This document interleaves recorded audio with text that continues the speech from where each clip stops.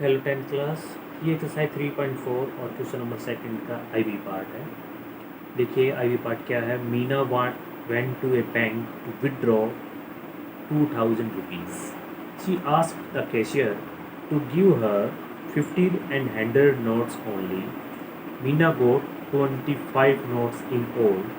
Find how many notes of 50 and 100 she received. अब हिंदी में समझिए। भाई मीना नाम की एक लड़की बैंक में जाती है 2000 रुपये लेने के लिए, ठीक है। अब वो कैशियर से कहती है जहाँ उसको पैसे मिलने वाले कि मुझे आप केवल 50 और 100 रुपये के ही नोट देना। कि क्या कह रही है कि मेरे को जो आप 2000 रुपये दोगे ना, उसमें केवल दो ही टाइप के नोट होने चाहिए। एक तो 50 रुपये जैसे 50 के, और किसके 100 के। ठीक है भाई। तो कैशियर ने क्या किया, टोटल उसको 50 और 100 के नोट 25 नोट दे दिए। उस 25 में उसमें 50 के नोट भी आ गए और 100 के नोट भी आ गए। तो क्या मुझे बता सकते हैं उसमें 25 के नोट, उसमें 50 के नोट कितने थे और 100 के नोट कितने थे? कितना बढ़िया क्वेश्चन आ गया ना।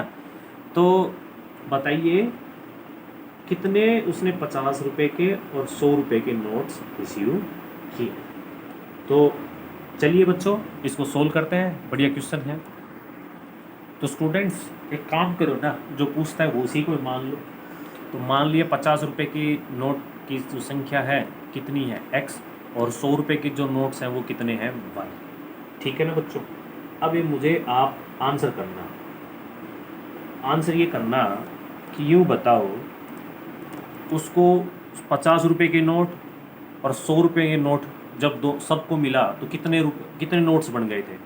तो आप बोलोगे, दे रखा है ध्यान से देखो, 50 रुपये और 100 रुपये के नोटों की संख्या कितनी थी, मतलब कि x प्लस वाई कितना था। तो देखो ध्यान से देखिए, आपको दे रखा है 25। तो सबसे पहली बात इक्वेशन हमारी यही बन गई। कंडीशन सेकंड आ जाओ। कंडीशन सेकंड, तुम मुझे एक बात बताओ, या समझना,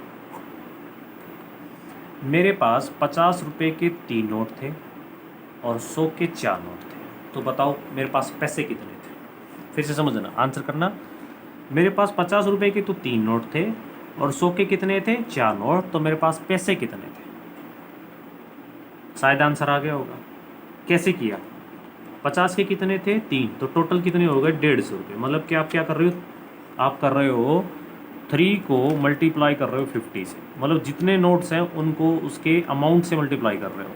कितने कितने रुपये का अमाउंट था, 50 रुपये का अमाउंट था। तो कितना आ गया 150।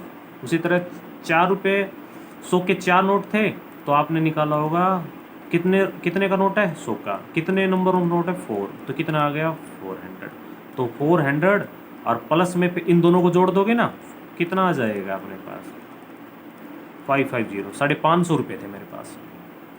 तो भाई इसका बता दो, यदि 50 रुपये के x नोट थे तो रुपये कितने थे। तो सीधी बात है, आंसर आ जाना चाहिए 50x। 100 रुपये के y नोट थे तो कितने रुपये होंगे 100y। दोनों का सम किया तो कितने रुपये मिलने थे 2000 रुपये मिलने थे। समझ ना, कंडीशन सेकंड बढ़िया लगी भाई। देखो जहाँ पे तुम्हें लगता है कि गड़बड़ होगी उसको तुम समझो। भाई ये पैसे आ गए, 50 रुपये के कितने पैसे हैं और 100 रुपये के कितने पैसे हैं, और टोटल पैसा तो भाई 2000 रुपये ही है, इससे ज़्यादा नहीं जाएगा। ठीक है ना। अब भाई एक काम कीजिए, यहाँ से ले लो कॉमन, तो यहाँ से कॉमन आएगा 50। तो यहाँ क्या बचेगा x, और जब 50 को तो यहाँ बनाओगे 2y, और यहाँ क्या बन गया 2000 रुपीज़। तो क्या आएगा x plus 2y is equal to 2000 upon में 50। इसको सोल्व कर लो तो क्या आ गया x plus 2y is equal to क्या आ जाएगा बच्चों, कट गया ना 40।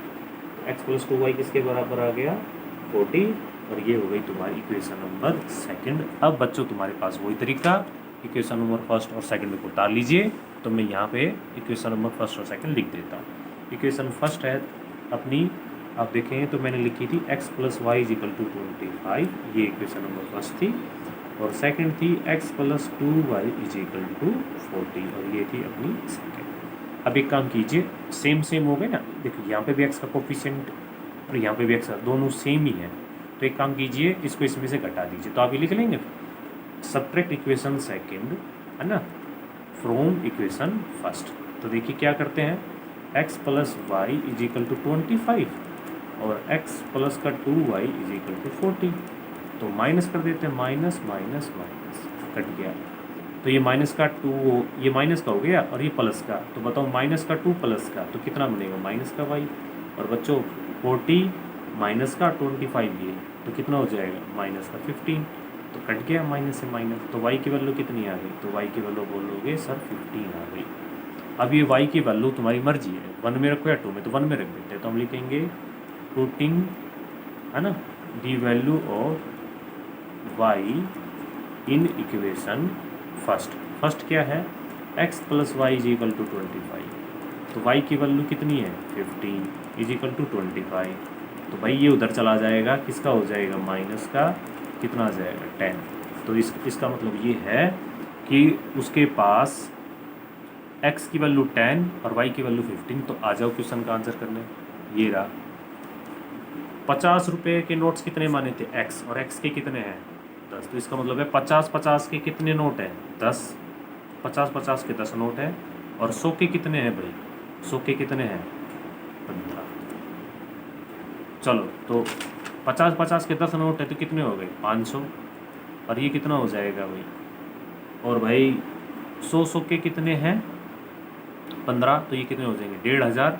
टोटल करके देख लो कितना है 2000। तो इसका मतलब हमारा आंसर सही है। ये तो मैं आपको करके दिखा रहा हूँ वैसे ही, ठीक है ना, ये ऐसे करना नहीं है आपको। ठीक है बच्चों, तो आया होगा उम्मीद आपको ये समझ में। चलिए इस एक्सरसाइज का लास्ट क्वेश्चन करते हैं। इसके बाद बच्चों जो मेरे ग्रुप में जुड़े हुए हैं, जो 10th क्लास ग्रुप में जुड़ी हुई है, अब हम बच्चों इसके बाद करेंगे रिवीजन। मैं मानता हूँ कि भाई अब 3.4, 3 और 2 का रिवीजन कर लेना ही सही रहेगा, क्योंकि ये एक्सरसाइज ऐसी है बच्चों समझ में तो आ जाती है, पर रिवीजन नहीं किया ना तो फिर ये नहीं आएगी। अब मैं आपको 3.5 में करवाऊँगा ना, तो वहाँ पे अब नेक्स्ट मेथड चलेगा, ठीक है ना। तो यूँ तो मेथड चलते रहेंगे, पीछे का तो फिर भूल होता चलेगा।